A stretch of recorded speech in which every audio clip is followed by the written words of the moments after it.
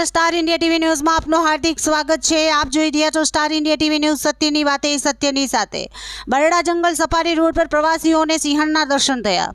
પોરબંદર જિલ્લામાં આવેલા બરડા જંગલ સફારી રૂટ પર સિંહણ લટાર મારી રોડ ક્રોસ કરતા પ્રવાસીઓને તેના મોંઘેરા દર્શન થયા હતા। રાજ્ય સરકાર તરફથી બરડા જંગલ સફારી શરૂ થતા અનેક પ્રવાસીઓ જંગલ સફારીની મજા માણી રહ્યા છે।